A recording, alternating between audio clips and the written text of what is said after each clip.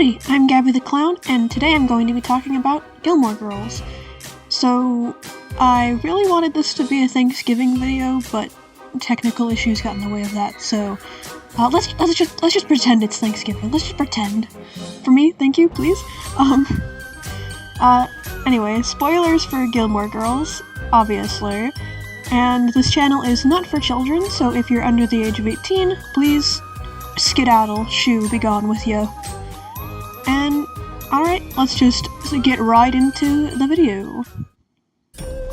Okay, so, in Gilmore Girls, I don't know why I said it like that, anyway, so Gilmore Girls. Gilmore Girls is one of, my favorite shows. It stresses me out so much. Like, a lot of the episodes kind of stress me out, so, like, when I'm rewatching it, like, if I want to enjoy the vibes of Gilmore Girls, like, I have, like, specific episodes that I'll rewatch, because they're not as stressful as some of the others. Like, I like the Thanksgiving one, because it's mostly just them going around and talking with their friends. And the Festival of Living Pictures or whatever, the big art festival one is just funny. It's a little it's like kind of sad with Suki because she's upset, but for the most part it's just really wholesome and funny. So, and it has Nick Offerman in that one, so that's always a plus. I love Nick Offerman. So, Gilmore Girls has like a reputation as like a cozy show, but so many of the episodes like are with like they have them like crying. Like, I think my least favorite episode is the magical sinking Loreleis or whatever it's called. I don't fully remember, but it's Rory and Lorelei trying desperately to contact each other, like, but they can't, and then at the end of the episode they break down crying, and it's really sad. Like, that's how it ends, and it's a bummer, man. I also really hate the one where Richard goes to the hospital.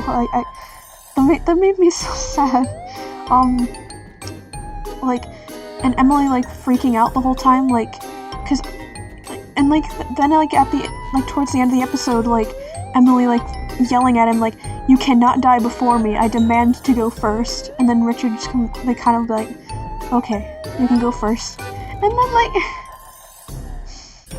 And then, like, in the revival, I don't really want to talk about the revival a lot, because I kind of hate it, but then, like, in the revival, like, he died before her. Like, I know it's because the actor unfortunately passed away, but, like, that's so horrible. And, like, watching that episode back, like, it was already kind of sad, but then, like, finding out that he's, like, dead in real life, too. And then, like, in the show, he died before her, like, that's just so sad. Yeah, the show is very depressing sometimes. But I do have, like, a little list of episodes that I rewatch when I want to, like, just enjoy the vibes and not get too bummed out. The Bracebridge dinner is one of my favorite ones. Like, Lorelai has, like, this big dinner party at the inn with, like, everybody in town and her parents, and it's, like, really cute. And the only, like, big, like, even, like, kind of, like, sad, like, tense thing that happens is that Richard, like, accidentally lets it slip that he retired without telling Emily, and they get into, like, a little bit of a fight. It's barely even a fight, because, like, it's mostly just Emily, like, yelling at him, because he's not very confrontational, at least not compared to her. But then, like, by the end of the episode, they're, like, back to being, like, fully in love and cute, and that, it's a good little bite-sized thing. It has just enough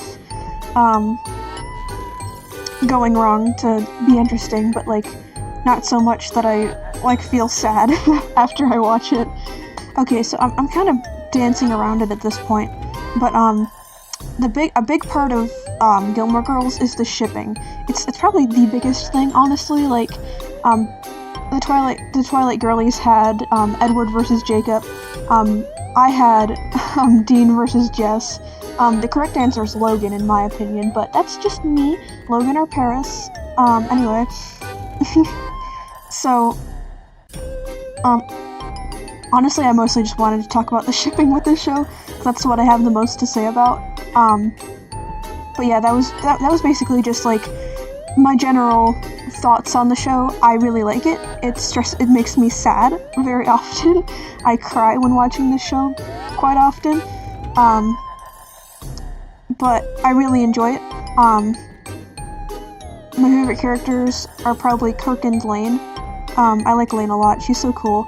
And I'm very upset with where she ended up. But we'll get into that when I talk about the shipping.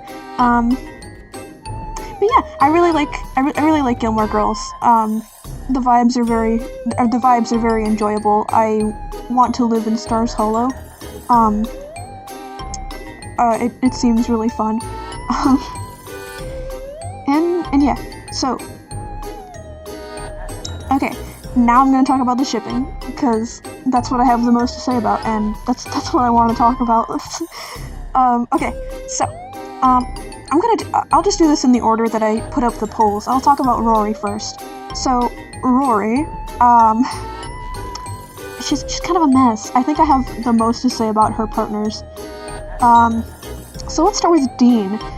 Again, if you've seen my hated characters video, you know how I feel about Dean, but I'll just sum it up in as few words as I can to avoid just repeating myself. I probably will, though.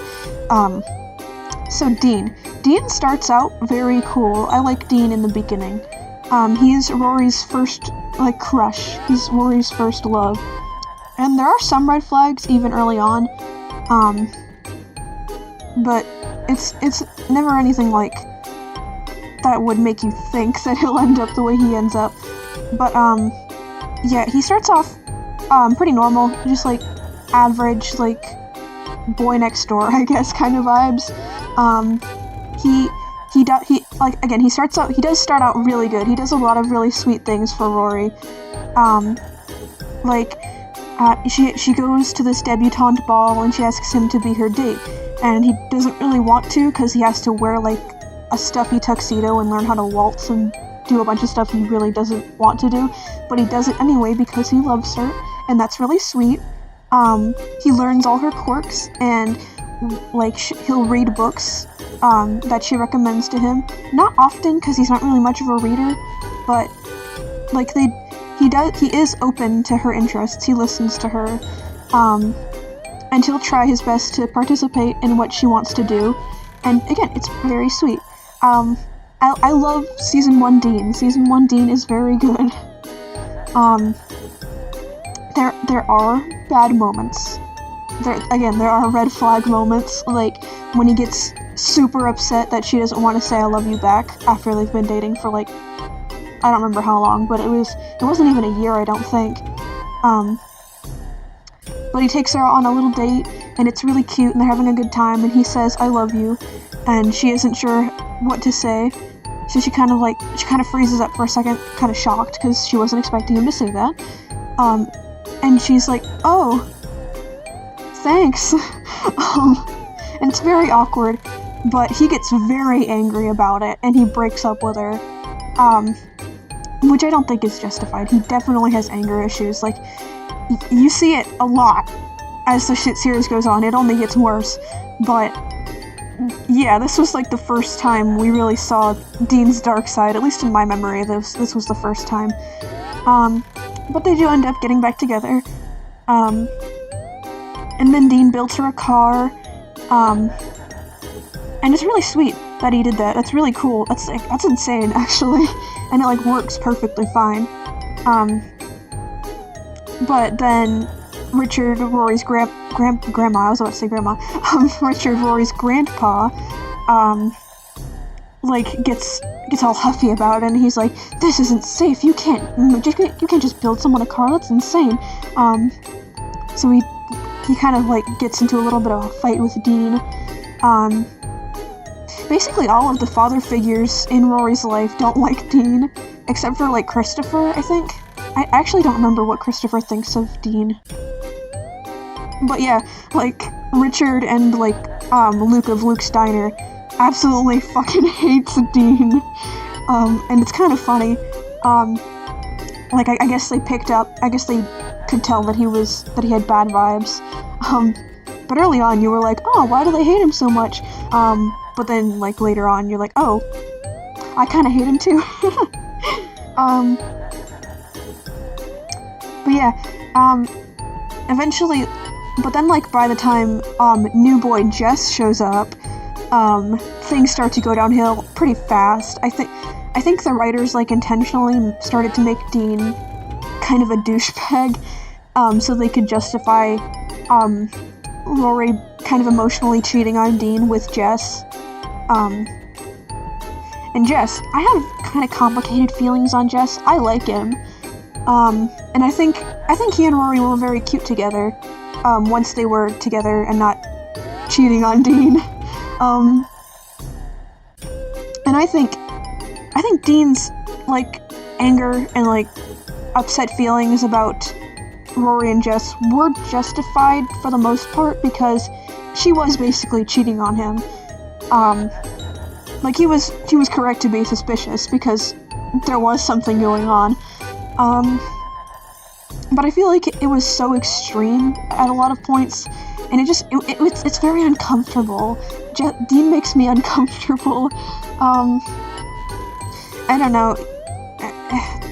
Anyway, but when Jess has a lot of good moments, the issue is that all those good moments are him trying to break up not Jess, goodness gracious. Jess is trying to break up him and Dean. What I meant to say was that most of his good moments are from when he's trying to get Rory to break up with Dean, or vice versa, so that he can date Rory. And that kind of leaves a sour taste in it. That kind of puts a damper on things. But his good moments are really good. The Bracebridge dinner, as I mentioned, was one of my favorite episodes, and he's really good in that. Like, he hops into the sleigh with Rory, and they kind of get to know each other, and he's like, why do you like Dean? And she, like, defends it, even though it's kind of weak. Like, he kind of knows that they're not really they're not really super compatible, and they're not, but also, he should probably mind his own business, because, like, they're dating.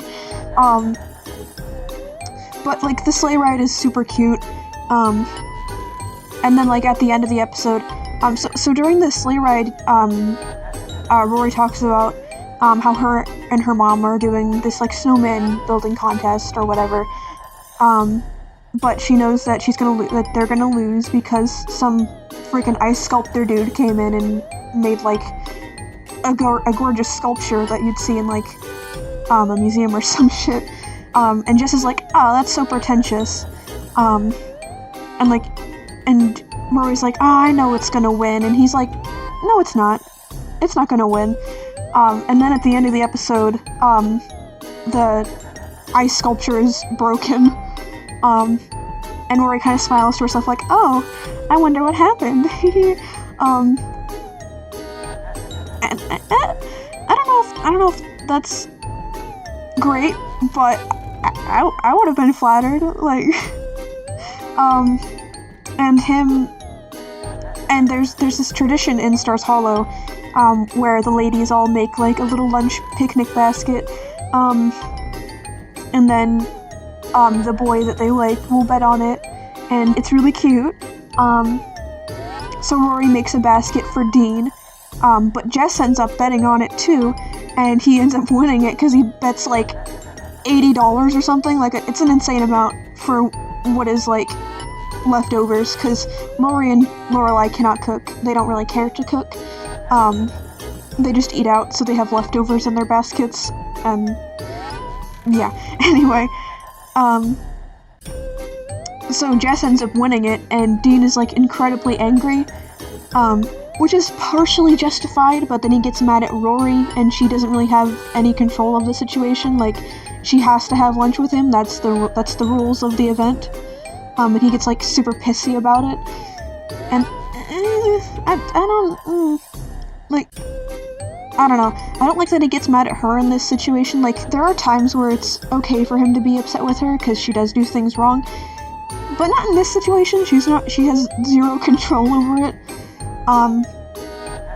But anyway, her and Jess end up having, lunch together. They sit on this little pier, and it's really cute. And they talk. Their talks are always really cute, cause like they challenge each other. Like, Dean doesn't really challenge Rory, but Jess doesn't really view her as like this princess, that like everyone else in her life seems to. Like, I think that's part of the reason why I like her and Paris together too, because Paris doesn't like worship the ground Rory walks on. But we'll get to that in a second, because I'm talking about Jess right now. But yeah, Jess challenges Rory, and I think that's very good for her. Most of my issues are like kind of after they start dating. They're still cute together after they start dating, but also Jess stops kind of trying. Like, he literally says literally, there's an episode where, like, there's a fair in town, and Rory really wants Jess to go with her, and he's like, no, I'm not doing that, and she's like, oh, come on, you participated in all these other events for me, and he was like, yeah, that's when I was trying to get you, but now I have you, and I don't have to try anymore. Like, excuse me? What do you mean? Like, that's kinda, I don't like that. Personally, I don't like that. But he does end up going because Dean wants to go with her, or something like that.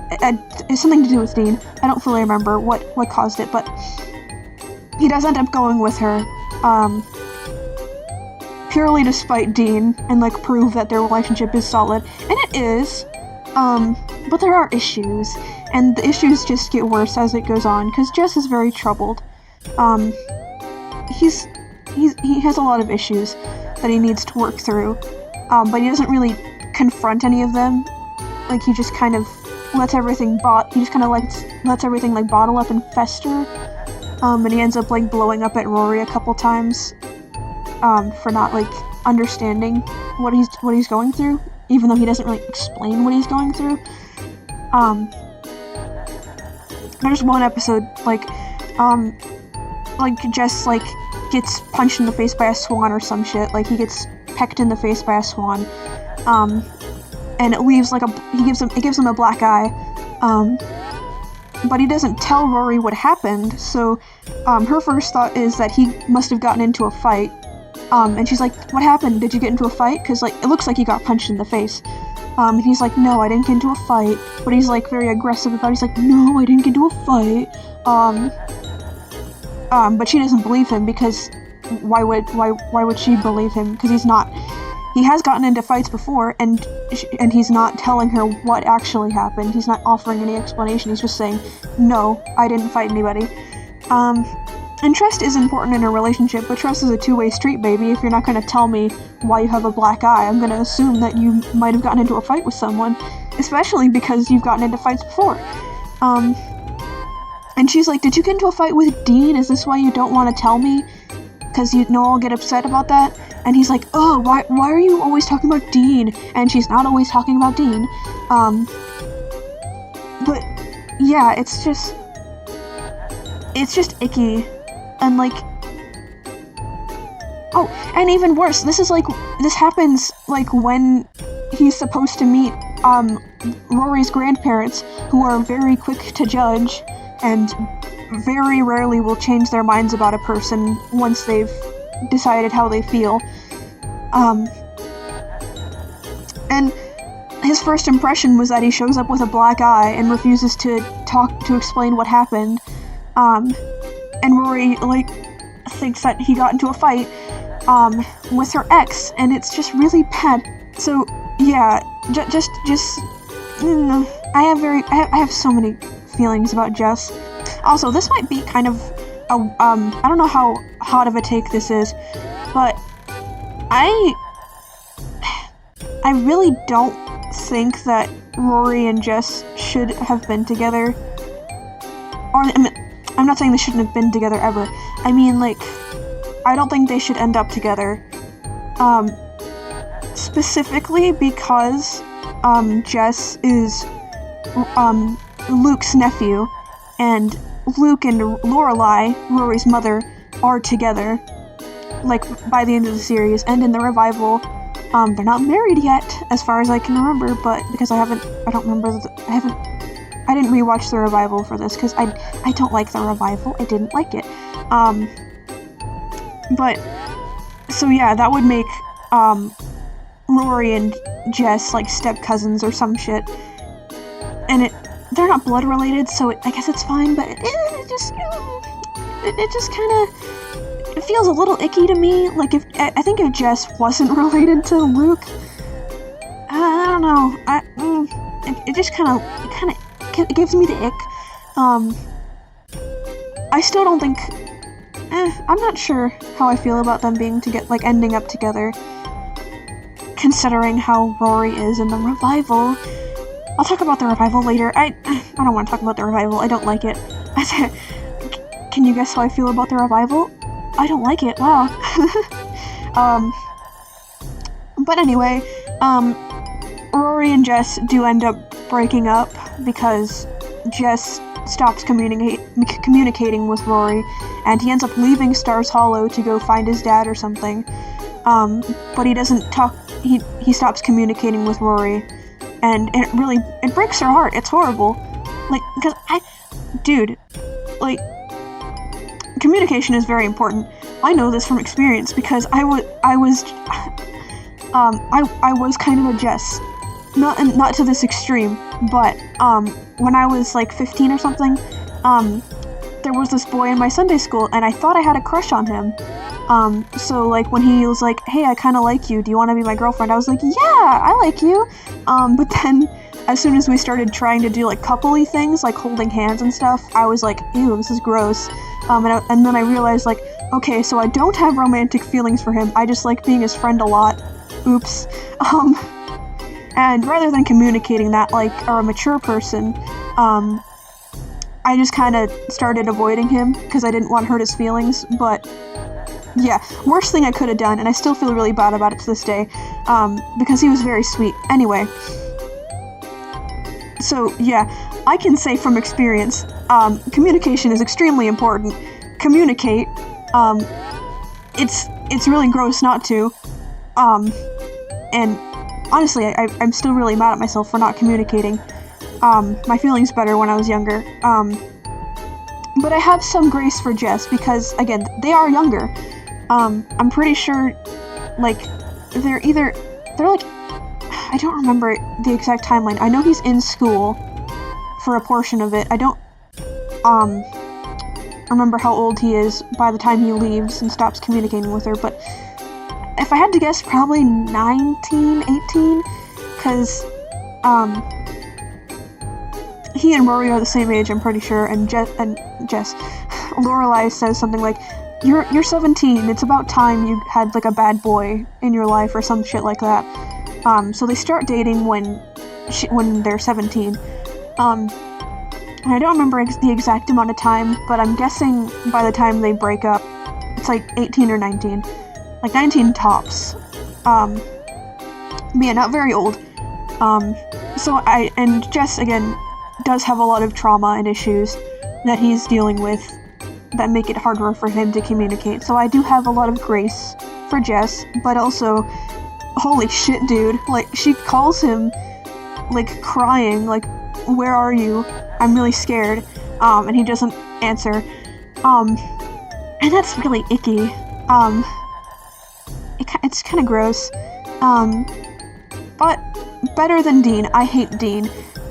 Because, Dean gives me the vibes of someone that would hit a woman. You know what I mean? Like, he never does, as far as I'm aware, but I feel like he would. Like, especially after he does end up getting married to some other person. And, like, she's really sweet. She's really sweet to him. But he's like so rude to her, and, like, he talks shit about her. and then he cheats on her with Rory, and then when he gets home from cheating on her, and she's like, hey, how's it going? She doesn't even like confrontational. He basically is like, shut up. I had a bad day. Leave me alone. Not literally that, but like that kind of thing. And he's just so fucking awful to her. I hate Dean so much. Anyway, yeah, Dean scares me, and I'm not even there. Like, ugh.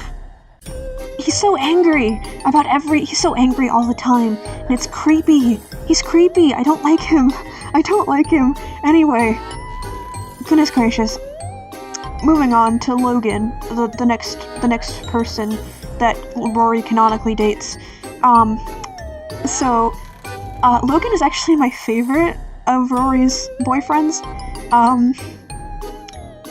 I think he has all the best qualities from Jess, but with a lot more maturity. He's not the most mature, but at the beginning he's not the most mature, but he matures as the series goes on, and I like it a lot. And I'm very upset that they broke up, and then that they broke up in the finale, and now they're cheating on their partners together in the revival. I hate the revival, by the way. Anyway, but yeah, Logan's my favorite. Like, he has the qualities from Jess that I liked, where he, like, kind of challenges Rory, and he doesn't, like, treat her like she's special. Like, he does treat her like she's special, but not, like, how do I explain? So, like, a lot of people in Rory's life treat her like she's, like, the most specialist person in the entire universe, and she's so talented at everything, and she's the best, and nobody could ever possibly be better than Rory. Like, everybody, not literally everybody, but almost everyone in her life treats her that way. There's only, like, 3 people who don't treat her like that, I think. Like, Paris, Jess, and Logan treat her like a person who can be flawed and makes mistakes. Everyone else in her life basically worships the ground that she walks on. And she's gotten used to that, so she's a little entitled. But Logan, calls her out on her bullshit quite often. Like, she'll call herself, like, an underdog, and he'll be like, you're not an underdog, you have freaking rich parents. You have, not like rich parents, but you have like billionaire grandparents who are paying for your school and your college. Like, you're a trust fund baby too. Relax. There's nothing wrong with being a trust fund baby. I'm a trust fund baby, but you need to acknowledge that you are privileged. And then Rory always gets, like, upset, like, no, I'm not privileged. I'm not. Stop. I came from nothing. Like, she's one of those people, you know, like, where they had very comfortable lives, but then they're like, I came from nothing. And Rory, like, in the later seasons, kind of a brat, kind of entitled, but not terrible. Like, she's still tolerable. You know, like, her like, occasional brattiness doesn't completely turn me off from Rory. Like, I still like her. I just a lot more annoyed by her. But I still like her, and she has a lot of good moments. But yeah, Logan doesn't let Rory get away with shit. And Rory doesn't let Logan get away with shit either, like, when he does stupid shit. Cause he's kind of a daredevil, he's a thrill seeker, he does a lot of stupid things, just to kind of feel alive, or just cause he wants to, and he's not, like, mean, but he is a little passive-aggressive towards people sometimes, especially, there's this guy that has a crush on Rory. I can't remember his name right now, but there's this guy, at their college, who has a very obvious crush on Rory, and Logan's kind of passive-aggressive towards him. He's very civil, he's always civil, but, like, you can kind of tell that he doesn't like him, and Rory's like, you need to calm down, and he's like, yeah, sorry. So he doesn't have the anger issues of the other two, which is great. Like, the few times that he does, like, blow up, I feel like it's usually mostly justified, or, like, they're both in the wrong. It's always either Rory's, like, when he does blow up, it's either Rory's in the wrong, or they're both in the wrong. It's never just him being a dickhead for no reason. At least from my memory. I could be looking at this with, like, rose-tinted glasses from, like, my memories of him. Not to say that he's never in the wrong, because there are times when he's in the wrong. But one of the things I like about Logan is that he matures. Like, he doesn't stay like, when we first meet him, he's kind of a douchebag. He's kind of a douchebag, like, frat, or, like, rich kid who, like, thinks he's, like, the coolest guy ever. But then, like, in trying to woo Rory, he starts to, like, mature a little bit. Like, they rub off on each other in, like, a good way. Like, Rory's, like, kind of humbleness, like, rubs off on him, and he starts to, like, chill out. And Logan's, like, confidence rubs off on Rory, and it's really sweet seeing how they, like, influence each other, for better and for worse. Rory does get some of Logan's earlier negative traits, like entitlement, but Logan always, like, is there to bring her back down to earth. And,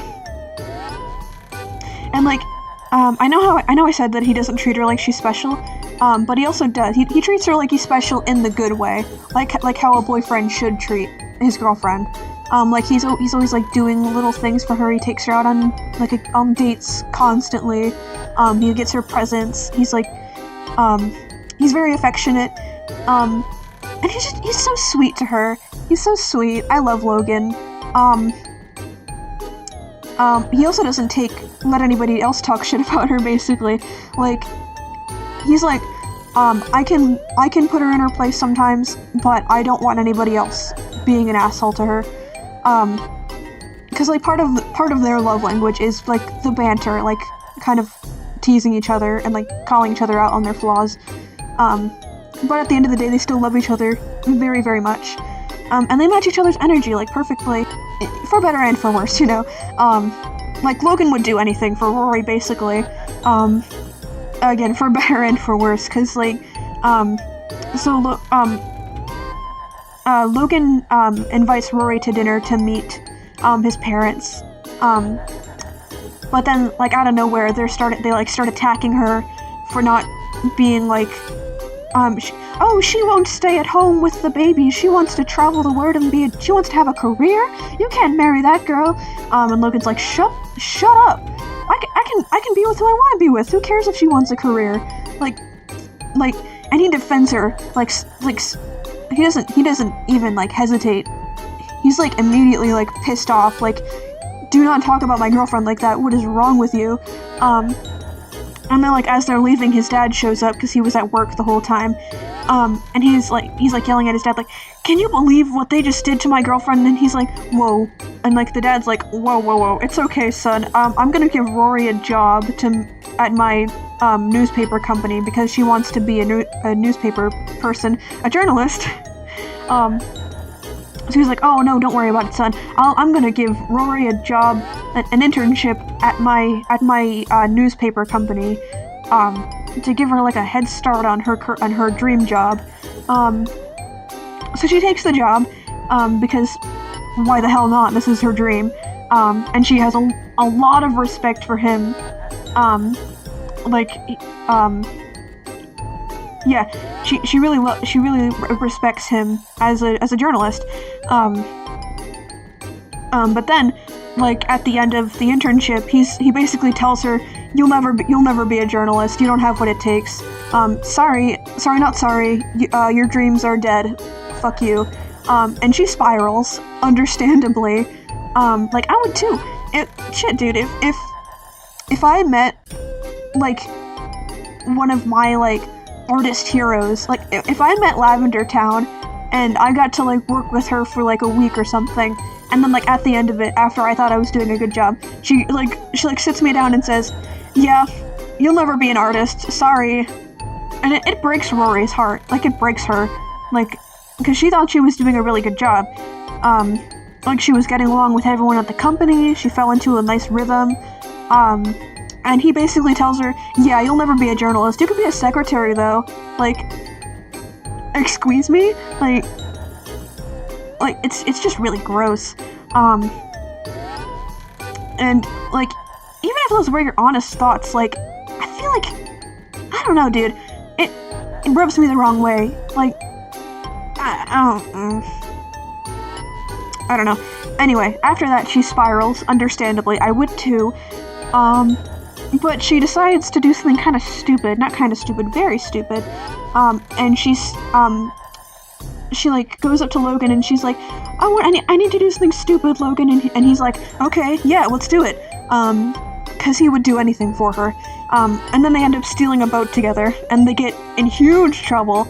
And like, Rory ends up going to jail for like, I don't know, actually I don't know if she goes to jail. But she does have to go to court. And they give her, some amount of time of community service. But she gets upset about it. 'Cause this is one of Rory's like big entitlement moments. This is one of the moments where it's like, girl, shut up. She's like, I'm a Gilmore though. Why am I getting in trouble? Like, and she expects like her grandparents to bail her out, and they do try. But she did steal a boat. She's gonna get in trouble for that. And the sentence was like really light too. Like, she could have gone to jail, but no, it's just like some hours of community service, like just picking up garbage. Like, okay, like if I did a crime that big and like the only punishment was having to pick up garbage for like some amount of time, like I would be thanking my lucky stars. Like I didn't have to see the inside of a prison cell. I didn't have to pay a fine. I just have to pick up garbage and apologize to the person I stole from. Like, girl, you have no idea how lucky you are. But she's very upset about that. And then she ends up dropping out of college, because she feels aimless because she's just been told that her dreams are dead and she's worthless. But she doesn't tell anybody what happened except for Logan, I think. She doesn't tell her grandparents. But Lorelai is very upset that Rory is quitting college over this. And I definitely get where she's coming from.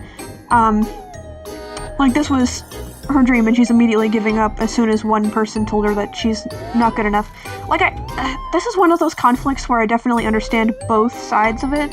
Because, like, on one hand, like, I definitely understand Rory's perspective. Like, I would be really upset and depressed, too, if, like, my hero told me, like, you'll never succeed at this. You should be a secretary. Like, what the fuck is that?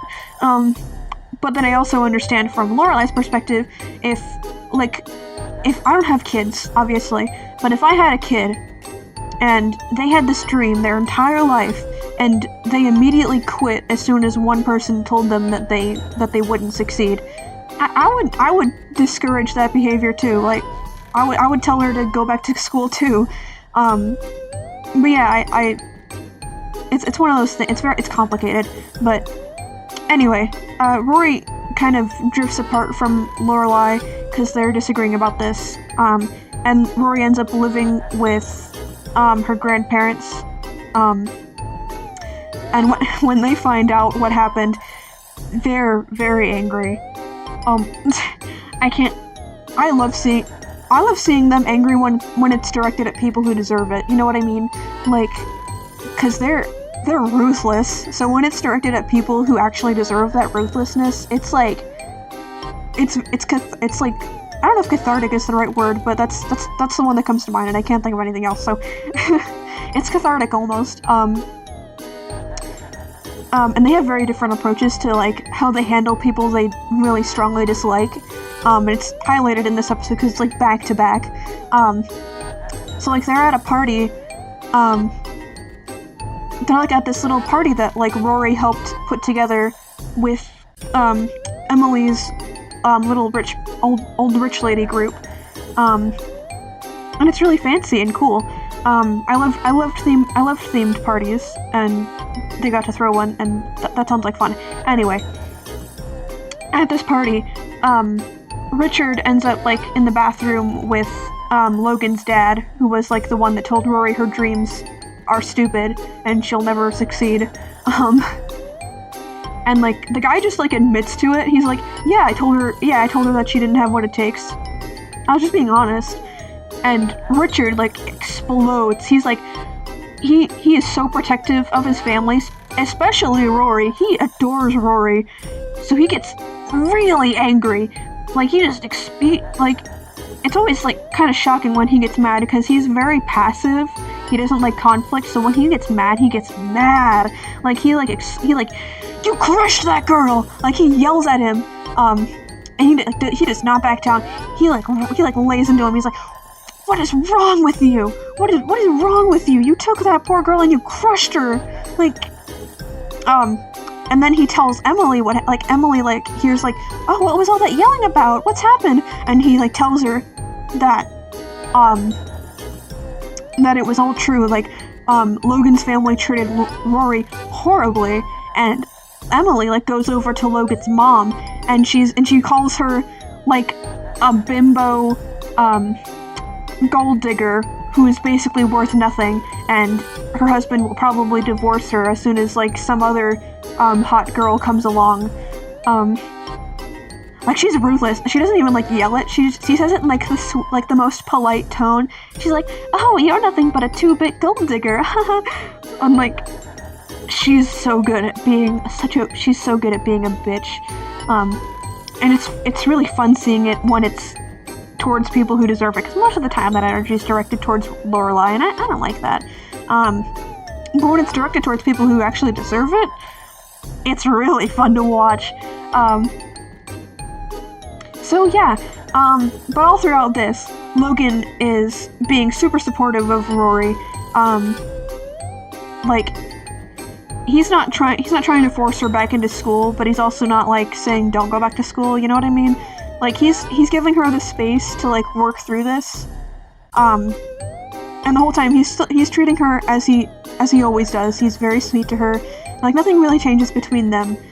And I think that stability is what Rory needed, because she was going through a lot at that point. Like, she went to court, she was told that her dreams are worthless and that she should be a secretary, and she moved in with her grandparents because her mom is upset with her.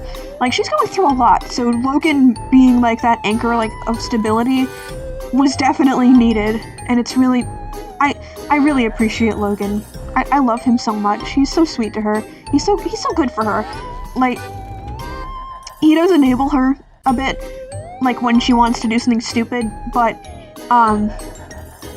he also, like, calls her out when she's being a brat. Like, but yeah, they're not perfect, they have their fights, but I feel like it's not nearly as, like, upsetting as, like, Dean, for example. Like, their fights, like, Logan and Rory's fights are a lot more, they're a lot more, like, normal, I guess, so, like, couple fights, like, and they always end up communicating and explaining, like, this is how this made me feel, and this is why I blew up like I did, and I'm sorry, and I love you. And it's very, they have such a healthy relationship, at least compared to, like, every other relationship this poor girl's had. And yeah, they're, in my opinion, they're perfect for each other. And I will never get over, like, them breaking up in the finale, only to cheat on their partners with each other in the revival. Like, in the revival, Logan is engaged to some French girl we never see, and Rory has this boyfriend whose whole gag is, like, everyone forgets he exists, including Rory. Like, she doesn't even remember his name or some shit. Like, and that's not very funny to me. I think it's kind of gross, especially because the guy seems really sweet and genuine. Like, this poor guy. But they're both just cheating on their partners with each other, and at that point it's like, why do they have to be in other relationships? Why can't they just be dating? Like, it's so icky. I hate the revival. I hate it. Cause I I don't know. I could be wrong, but I don't think Logan would cheat on someone. I just don't get that vibe from him. Like, I don't think he would, like, intentionally cheat on somebody. Like, there was this whole thing in, like, the original series where, they were taking a break, from each other, because after some fight, I don't remember what it was, but they were taking a break from each other, and, Logan thought they were broken up, because they didn't communicate super well with each other at this point. There was relatively early in their relationship, their communication wasn't the best, but he thought they were broken up, so he ended up, like, hooking up with other people, like, just one-night stand type things. He didn't date anybody else, he just had, like, a couple one-night stands with some other girls, while he thought they were broken up.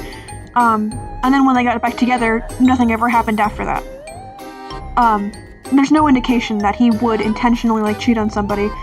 And when Rory finds out that he slept with other people during their break, she gets very upset with him, and he's like, and then they have a little fight, where he explains, like, I thought we were broken up. I would never ever have done any of this shit if I knew that you thought we were still together and just taking a break. So yeah, I really don't think that Logan would cheat on his partner. I really don't. Even if he was in love with someone else, I feel like Logan by the end of the series has matured so much. Like, he's much better at communicating. Yeah, I feel like if he was in love with someone else while he was dating someone, I feel like he would have just broken up with them. Like, I really can't picture him cheating on somebody, even with Rory, who is his soulmate in my opinion. Unfortunately, I can say that I can picture Rory cheating on somebody because she has multiple times. She's been a cheater and the cheatee, I guess. Is that the right way to say that, like, you were the person that somebody cheated on their partner with? I don't know, but she's been in multiple, I'm trying to think of the fancy word, I'm just gonna say cheating on them. She's been in multiple of those kinds of situations. So, unfortunately, yes, I can definitely picture her cheating on somebody with Logan. But I really can't picture Logan cheating on somebody. It just kind of doesn't seem like something he would do, especially not after all his character development. I don't know. But that's just me. I think they should have ended up together, not cheating on people. I'm not saying... Okay, so the reason they broke up in the finale, was because, after college graduation, Logan proposed to Rory and wanted to marry her. But Rory said no because she wanted to, like, be on her own for a bit and, like, kind of explore the world, which is understandable because she's fresh out of college. She wants to experience life a little bit before settling down. And Logan accepts that. He's like, okay. They do end up breaking up because of this, which I think is stupid. I think they still could have been dating. Like, I really don't like that they broke up over this. I feel like they could have still been dating. But that's just me. Yeah, it just leaves kind of a gross... It makes me feel kind of gross. It makes me feel icky. I don't like it. But, anyway. I think they should have ended up together. In the revival, they should have just been dating. They should not have had other partners. I don't know why they did that. Because it's so scandalous. It's so dramatic. Ooh. But it's just kind of gross. It's not cute. I don't like it. It's not romantic. It's just icky. Like, I hate the revival. This is one of the main reasons I hate the revival, is because of the Logan, shenanigans on his character assassination, because he had so much character development, and then they have him cheating on his partner. Great, that's so cool. I love it. But yeah, Logan's my favorite of Rory's canonical love interest. Non-canon love interest, Paris. I really like the idea of this ship, honestly. At least, even like just like a one-sided thing, honestly.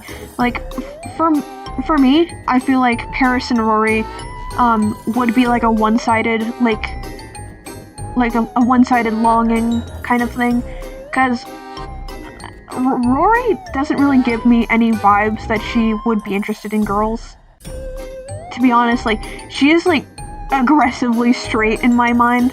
But Paris, on the other hand, I feel like Paris definitely appreciates women. Same girl, same. But yeah, I can definitely, like, picture, like, some, like, the unseen story of Paris Geller, like, secretly having a crush on Rory and not knowing how to handle it, and that's why she's so, aggressive towards Rory in particular. But at the same time, she's, like, super clingy towards her and, like, really admires her, but also kind of hates her.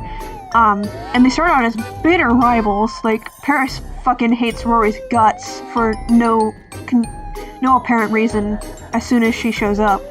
But then as the series goes on, they become really close, and they're, like, basically best friends by the end of it. Like, Rory is really good for Paris. It's kind of like how I was saying, like, Logan and Jess are kind of the only people to treat Rory like, an actual person and not like some unfallible deity or whatever. And everyone in Paris's life kind of dismisses her and, like, treats her as, like, oh, this girl's crazy. But Rory actually treats her like a person and is nice to her. And Paris kind of, like, is, like, freaked out by that at first, but then, like, starts to, like, really, like, enjoy that, and really kind of, like, rely on that. Like, she, like, even if it's not gay, like, she definitely loves Rory very much, even if it's not gay, like, but yeah, I can definitely see, Paris being, like, closeted, like, bisexual or something. Honestly, for me, I feel like, a plotline of Paris, like, having to grapple with the fact that, like, she might like girls, would have been a much more interesting plotline for her to go through in college than for her to, like, I would have much preferred that than the creepy shit with her dating one of, like, the 60-year-old professor. Like, that's just so gross, especially because, like, I don't know if we were supposed to think it was cute or not. I don't know what we were supposed to feel about that, but it was really gross, and I didn't like it. And I don't know. I don't know. It was just very icky, and I didn't like it. I think her going through, like, an identity crisis.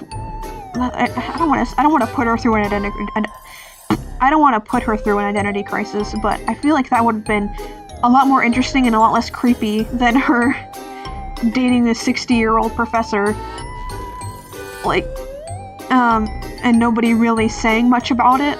Like, the most that happens is, like, people will be like, huh, that's kind of weird, but, like, nobody ever, like, really questions it or, like, calls the professor a creep.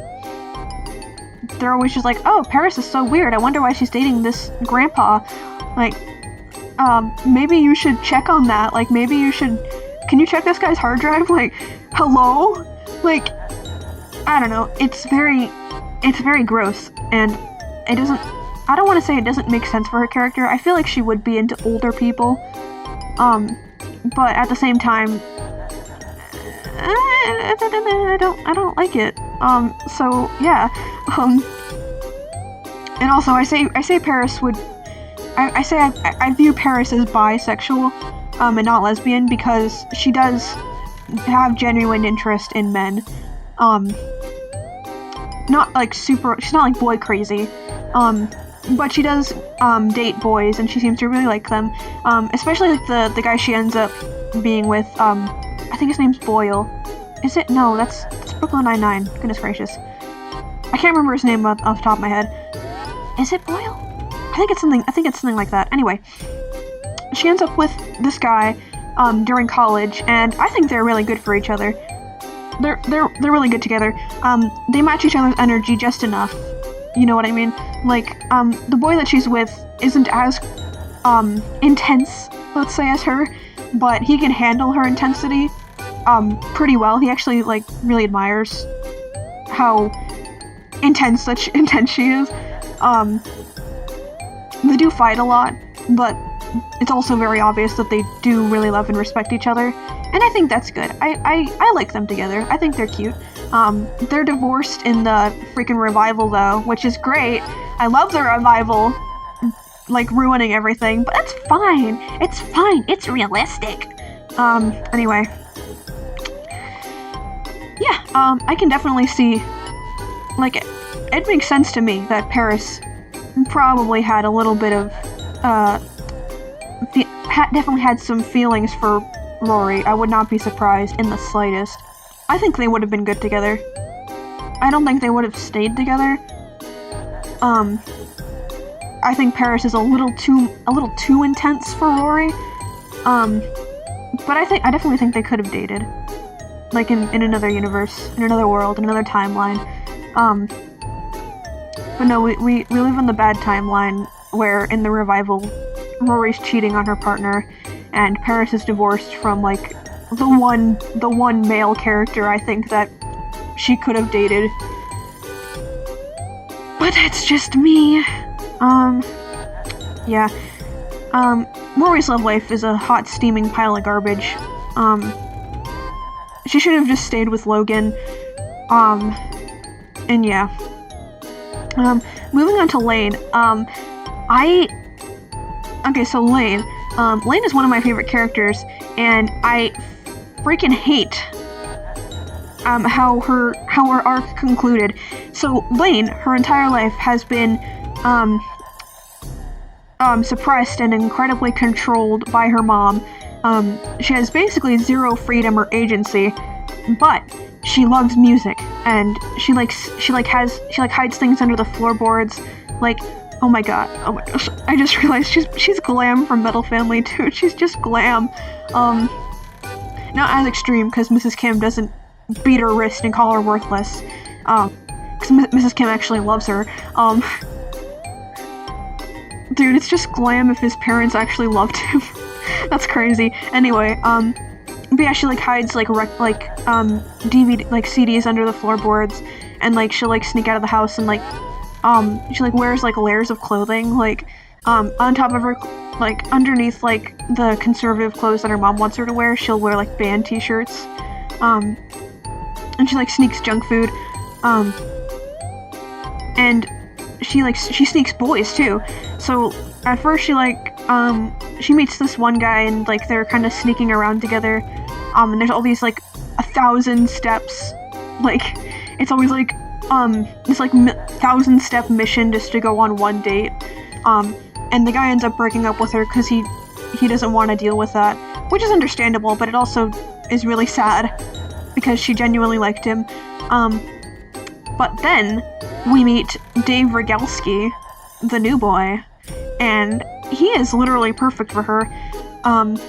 He doesn't even complain about having to jump through 1,000 million hoops just to spend time together, not even to go on a date, just to, like, be in the same room as her. Like, the Thanksgiving episode, they had, like, this whole elaborate plan of setting up Dave as, like, a Christian guitar player, for hire, so that, her mom would hire him to play at their Thanksgiving party so that they could hang out. But they don't even get to hang out the whole time because, her mom makes him play the entire time, with no breaks. And you would think that he would be kind of upset about doing all this.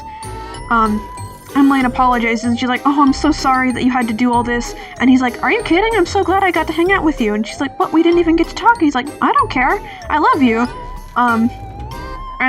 And like, then he kisses her, and it's so cute. And she kind of freezes because she's never been kissed before. And she kind of, like, runs away, to go, like, tell Rory. And they're just so cute. Like, he doesn't hesitate to do anything he can to be with her.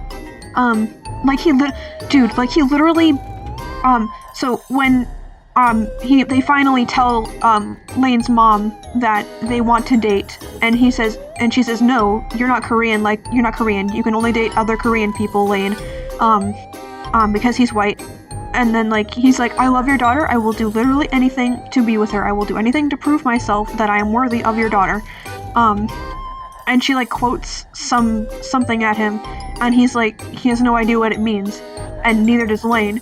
And they're like, does that mean that she approves? What does that mean? And since Lane's mom is, like, extremely religious, Dave figures, like, this must be a Bible verse that I don't know about.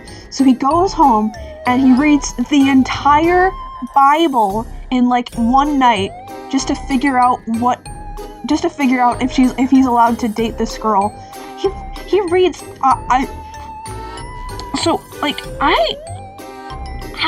that's insane.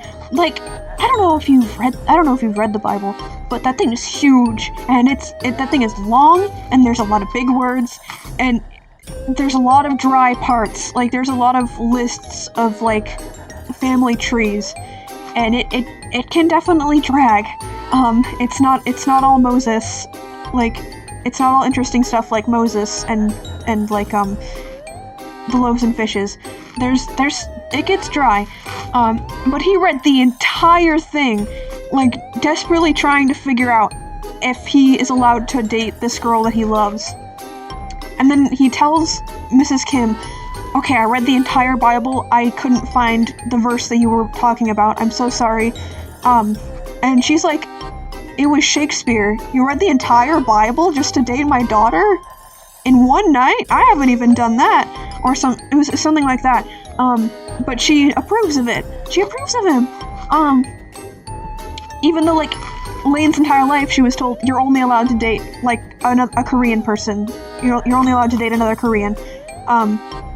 But he was so dedicated to, not only winning Lane, but winning her mom, that she was like, oh, okay, shit, go for it, white boy. Like, not literally that, because she's very stoic and very intimidating. Like, she sometimes kind of reminds me of one of my old friend's moms. My old friend's mom was not nearly as strict, but, like, she had that kind of intimidating aura. Like, but yeah, so her and Dave get to date, and it's really cute, and they start a band together, and it's, like, best. But then the actor who plays Dave had to go do something else, so they end up breaking up. But it's not even, they don't even, like, break up properly. You don't even get to see the breakup. At least, I don't think they do. Anyway, I just remember being very unsatisfied with it. I don't remember if we get to see the breakup or not, but whatever it was unsatisfying. And, like, after he leaves, like, Lane barely talks about him ever. Like, she hasn't even seen that broken up about it. Like, at most, like, they'll mention, like, oh man, I wish Dave was here for the band, like, not for Lane, like, and then it all goes downhill from here, because Dave was the one. Like, Dave was literally written to be Lane's endgame, but then the actor left. Like, I feel like they should have just recast him. I know it would have been weird for the continuity, but anything would be better than what they ended up doing. And what they ended up doing was Zach, and I hate Zach. I don't like Zach at all.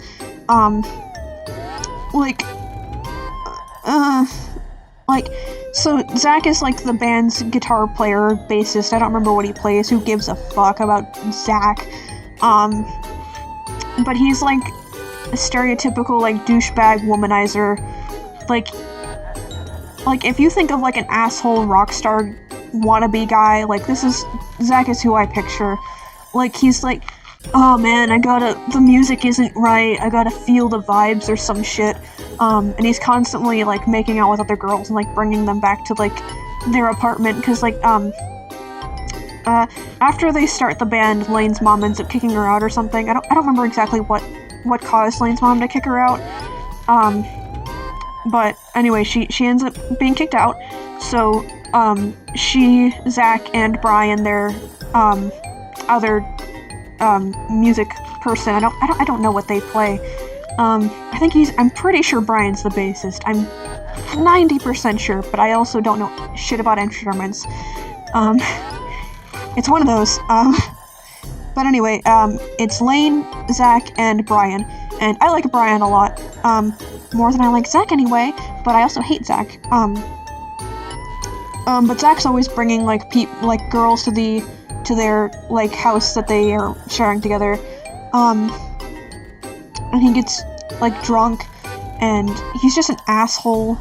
Like, they try to, like, hire a replacement for Dave in the band, and everyone that that audition sucks, except for one guy named Gil, and he's like literally like a former rock star. I think he's played by a rock star, actually. I don't remember, but I'm like 90% sure, which is pretty cool. But the only reason Zach, like, says no to him being part of the band is because he's like an adult, like an older adult. He's like in his late 30s, early 40s. He has a family, and he's like, he's old, so he can't join our band. Like, even though, like, the band literally won't be able to continue without somebody to play guitar for them. Like, Lane is literally like, okay, so we can either hire Gil, or we can quit, or we can dismantle the band, because we don't have anybody else that could replace Dave. And Zach's like, that's fine by me, I don't want some old guy in my band. But they end up hiring Gil anyway, because who gives a shit about Zach? And it's great, and the band is good. But then, Lord help us, Lane starts to have a crush on Zach for some godforsaken reason that I'll never understand. She starts to have a crush on him, and then when she tells him, he doesn't really react. He doesn't respond, and she gets very upset at him about it. And, like, she literally, like, yells at him, like, hey, so, this is kind of a big deal for me. Like, this is the first time I've had a crush on someone since Dave, and you need to respond to me like that. This is very important, okay? This is a big deal. And he's like, I was just trying to process it, dude. Like, I take a while to process things. But yeah, I guess I like you too. Let's date or some shit. Like, shut up, Zach. He pisses me off. And it gets worse after they start dating, cause he does not put in any effort. I hate him. And worse, they end up married. They end up getting married. For some unholy reason, they end up married. Like, I could have tolerated Lane and Zach if it was, like, a short-term, like, date thing, like, to kind of, like, and then, like, Lane would realize, like, oh, I don't actually like this guy, he's actually kind of garbage. And then she could either end up single or date Brian. Brian's great.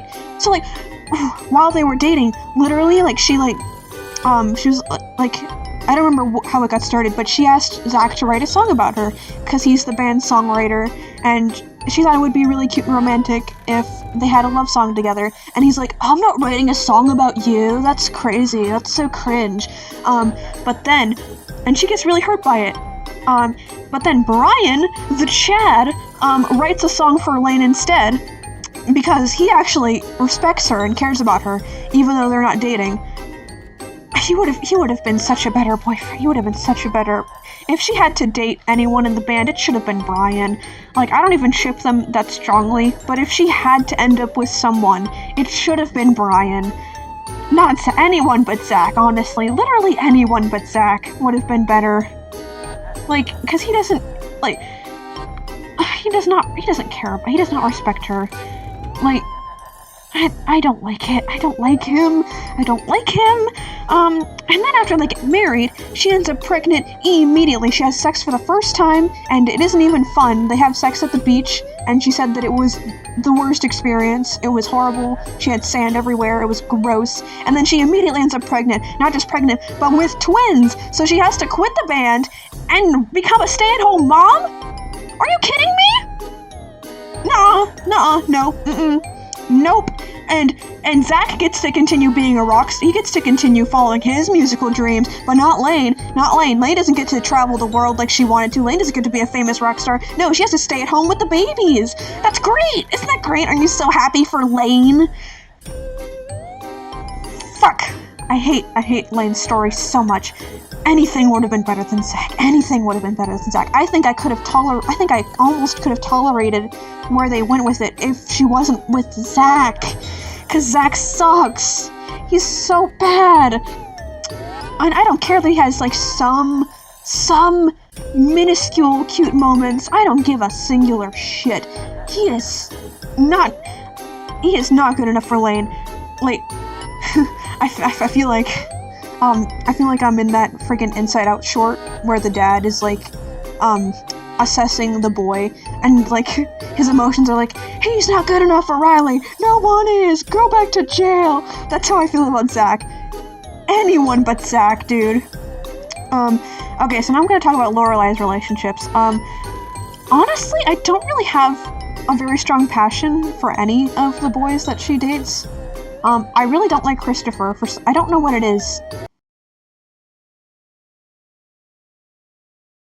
I think it's just how he is towards the end. Like, when she ends up marrying him, for some reason, without... Okay, so, actually, I'm gonna start with Christopher. He's not the first one on the poll or anything, but I'm just gonna start with him, because I feel like I have the most to say about Christopher. I really don't like where they went with Christopher. Like, I think he was acceptable early on. I think he was tolerable. He was fine. He was perfect. He was perfectly adequate. I had no strong feelings on him. I never really wanted them to be together, but I thought he was perfectly acceptable. But then, like in the last season or some shit, it's like either last season or like the second to last season, I don't remember.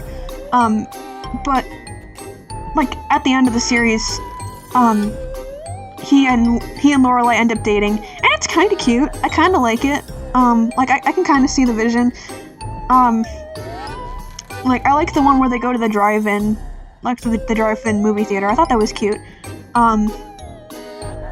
And obviously they have a lot of history because Christopher is Rory's dad.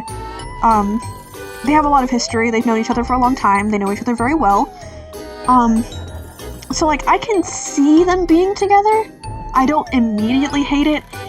But the thing is, like at the end of the series, they end up dating, and they go to Paris together during Christmas, on like a cute little vacation, and that's perfectly fine. The issue is that he ends up proposing to her, and they've only been dating for like a very short amount of time. And Lorelai points out, and she's like, "We haven't been dating that long," and he's like, "Oh come on, we've basically been dating our entire lives. We have a daughter together." Even though they broke up basically as soon as Rory was born, because Lorelai ran away from home and moved into Stars Hollow. And he never stepped up. He was a deadbeat dad, basically. But he's like, "Oh, come on, Lorelai, we've been dating our whole lives. We might as well get married now." And Lorelai is kind of like pressured into it, and she's like, okay, I guess. So they end up getting married in Paris without Rory being there. Like, hello? Nobody's there. They basically elope.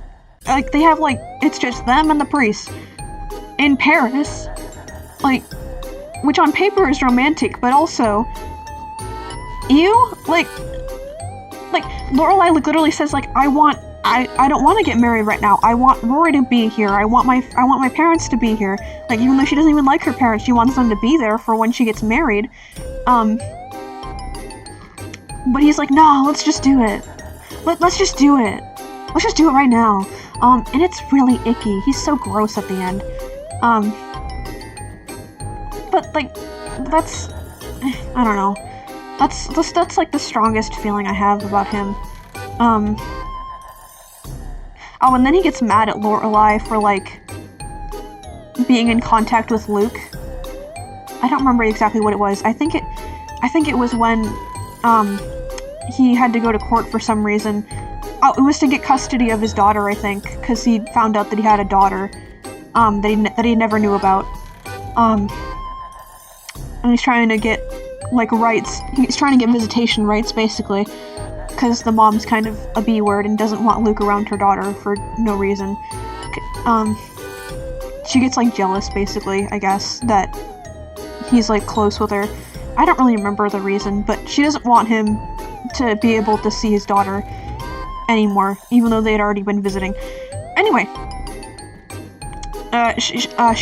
so he asks Lorelai to write, like, a character recommendation. I don't remember what the term is, but, like, a character profile or something like that. Like, just say who Luke is.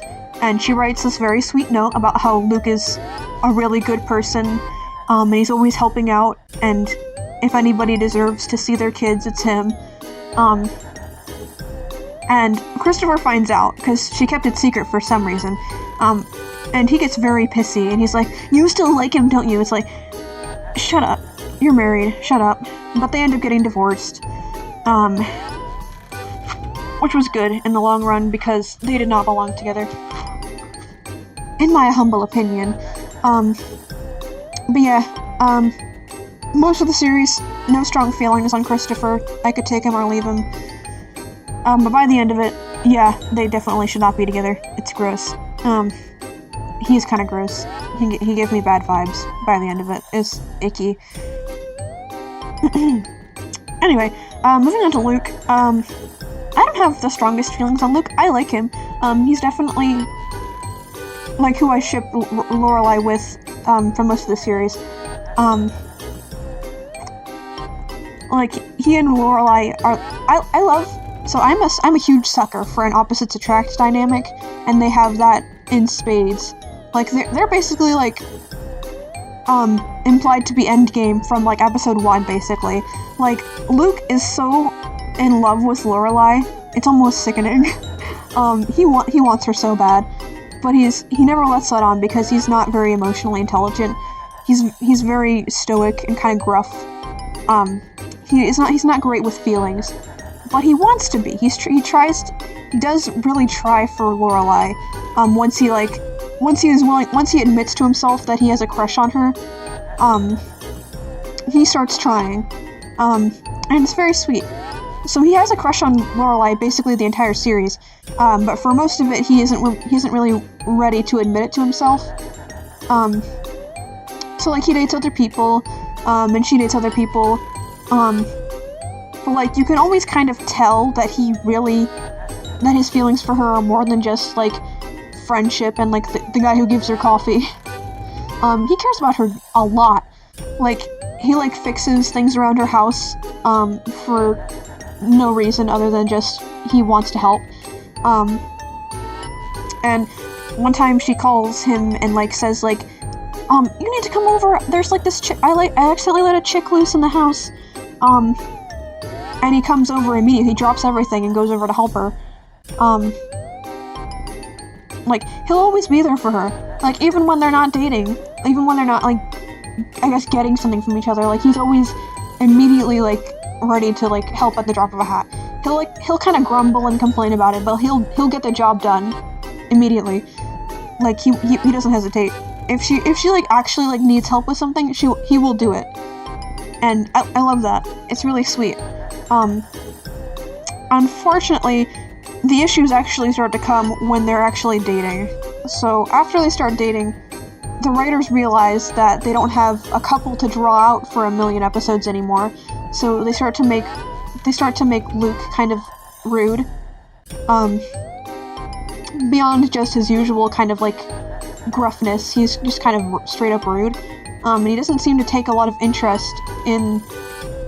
So they end up proposing. Lorelai actually proposes to him.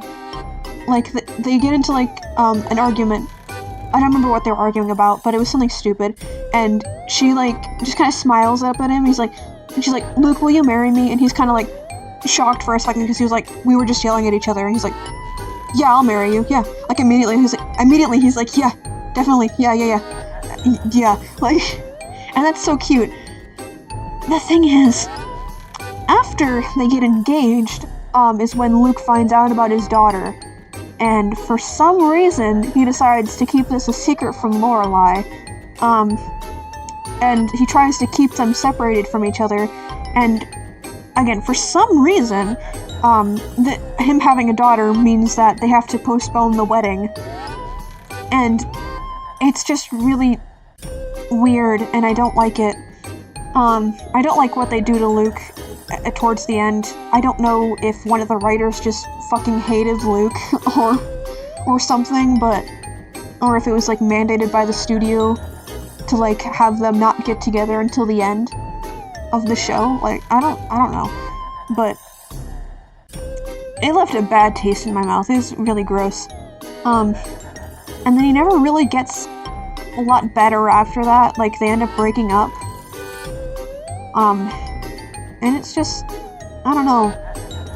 They never really get back to the place that they were, where I really, really wanted them to be together. Because, like, most of the series, I was, like, rooting for them. I was Team Luke all the way. I wanted them to be together really badly.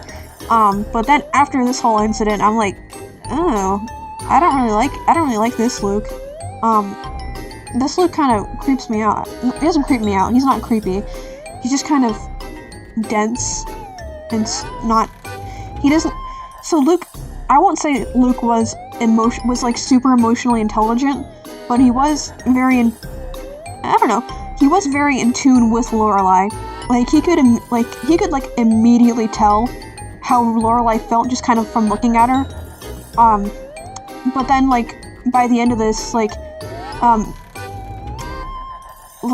he's like, "Are you okay with us like delaying our wedding for a bit?"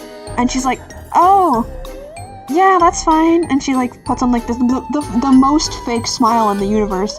And he's like, "Oh, great. Yeah, I'm glad you're okay with this. Like, who is this skinwalker? Where's Luke? I'm scared." But yeah, I still do ship them. It just a little less enthusiastically than before. It kind of soured me on them a bit. I still do like them. It just, I don't know. I do have an opinion that I found out recently was a bit controversial when I was looking up pictures for the poll. I got my picture for Jason from I went through like Google Images, and underneath the picture was like a link to where it came from, and it was a Reddit article saying like, "Jason is the worst. I hate Jason. He's the worst. He was the worst of Lorelai's boyfriends." And guys, I actually really like Jason. I feel like, so I don't know if I like him for Lorelai, like as a permanent boyfriend. Like I don't think they would have ended up married. I feel like it's understandable that they ended up breaking up, because they simultaneously are the same person and are completely different. Like, I don't know how to describe it. Like, they have the same, like, okay, so actually I just thought of a perfect way to explain what I mean. So they're basically the same person. They have extremely similar personalities, except Lorelai is an extrovert and Jason is an introvert. That's the best way for me to explain it. Jason is just Lorelai if she was a man and had social anxiety. Like, so when they go on a date to a restaurant, he books them like a secluded, like a private room, so that they can, and his logic is like so that they don't have to deal with like the loud noise of like everybody else talking, and so that he can focus properly on having a conversation with her. And I understand that, honestly. Like, I love restaurants, but sometimes if it's like a loud restaurant, like the place they went to was, it's not easy to have a conversation. Like, I wouldn't want to go on a first date somewhere where I couldn't even hear what the other person was saying. So his logic is sound to me. But as soon as Lorelai is kind of like, I kind of wish we were like out there with the other people having like fun with them. He's like, "Oh, okay." So they end up doing that, even though Jason really isn't that comfortable with it. I don't know. Jason's characterization is so fascinating to me, cause like they try to make it seem like he's a party boy. You know, like he's introduced as like Richard's new business partner, who's like bringing like youth and like vibrancy to the company and like modern stuff, like going on these crazy vacations to like these exotic places, and like being crazy, but then every time we see him, he's, like, the most, like, reserved man ever. He hates socializing. He's really bad at it. He's, like, so awkward. So there's a lot of conflicting information with Jason. It's a lot of tell, don't show with him supposedly being this party animal, but we never see that from him. Like, whenever he's around people, like, whenever he's in the social situation, he's just kind of quiet, and he doesn't like big, loud crowds. He likes his privacy. He appreciates more, like, quiet things. So yeah, I like Jason. And I feel like he matches Lorelai's energy very well. I do think that it made sense for them to not stay together because, again, like, Lorelai loves, like, socializing and meeting new people and all that stuff, and he very much does not. So, in the long run, it definitely was not going to work out, so I understand it. He's just my favorite personally. I think it's because, like, all, like, the things that he, like, is, like, called weird for, like, I kind of get. So maybe that's why. Maybe it's just because, like, I get him. Lorelai stays over at his house for the first time, and, like, they're hanging out, and they're having fun. And then, instead of sharing a bed, he shows her, like, this really elaborate, like, guest room, separate from his own. And she's like, oh, we're not gonna share a bed? And he's like, I am an extremely light sleeper. I have a very hard time falling asleep if there's someone else next to me. Like, I will literally not be able to sleep if we share a bed. So I made this really nice guest room for you. It has a TV and a bunch of books. It has, like, this very fancy TV. It has a nice bed. Like, it's a very nice room.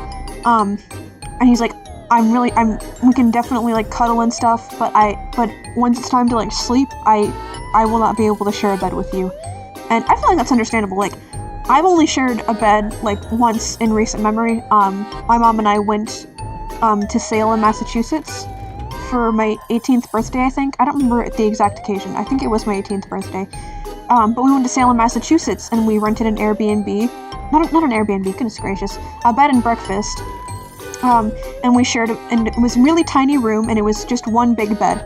So we ended up sharing a bed, and I could not sleep at all. I couldn't even, like, feel tired, because I was, like, I was, like, tense the whole time. And I was like, I don't like sharing a bed, actually. I really hate this. So I get that. So I definitely understand that 100%. Yeah. He's just kind of quirky, and while it's definitely understandable that they broke up, I feel the way that they broke up is kind of stupid. So the company that he and Richard were starting together, ended up, like, getting sued by, like, Jason's dad because he was salty that he left the company, and Richard decided to throw Jason under the bus, and I don't remember the exact order of events, but I think he either sued Jason or he fired him or something, and Jason decided to sue back, for, like, wrongful termination or something, but he was definitely justified in the lawsuit, in my opinion, but Lorelai got really upset with him. He's like, why are you suing my dad? He's my dad, and, like, girl, he threw him under the bus, like, he backstabbed him. Like, it's just gross, the whole situation, and that's why they ended up breaking up. I don't know. I didn't like that. It felt kind of stupid. It felt like they were looking for an excuse for them to not be together anymore, and they thought of, like, the dumbest reason. But yeah, I like Jason. I like Jason for myself. But that's neither here nor there. But yeah, all I'll say is that if I was going to date any of Lorelai's boyfriends, it would have been Jason. But anyway, moving on to the last of Lorelai's paramours. I hope I'm using that word right. I could have just made myself look even stupider. But anyway, Max. I have no strong feelings on Max in any direction. Max just kind of exists to me. I know a lot of people, Max is a very polarizing character from what I've seen. Like, a lot of people either love him or hate him. I'm completely neutral on Max. I genuinely forgot about him until I was making the poll. And I was like, okay, who are all of Lorelei's boyfriends? Okay, we got Luke, Christopher, Jason, okay. I feel like I'm forgetting someone. And then I was like, oh yeah, that guy. Oh, right. I liked him as a character. I don't know if I liked him with Lorelei, though, if that makes sense. I liked him as a character, when he was introduced, because he was the first of Lorelei's love interests, aside from Luke, because Luke wasn't technically a love interest at this point, but Max was like the first, and he was Rory's history teacher. I think it was either history or English, but he was Rory's teacher, and he was a really good teacher. He was very kind.